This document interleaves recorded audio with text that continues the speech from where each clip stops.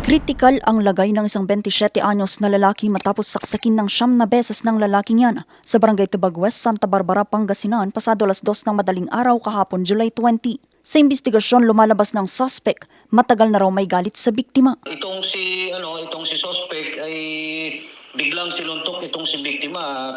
Yun nga po, according dito sa biktima is nanlaban din itong biktima kasi pagtatanggol na yung kanyang sarili. And hindi raw namalaan nitong si biktima na itong si suspect is may dala palang patalim. Doon sa follow-up investigation natin, ito pong suspect is under influence of liquor nung nangyari po ito. Siguro nga po ito yung nag-trigger kung bakit hinarang niya yung biktima at yung naging sanhi kung bakit sila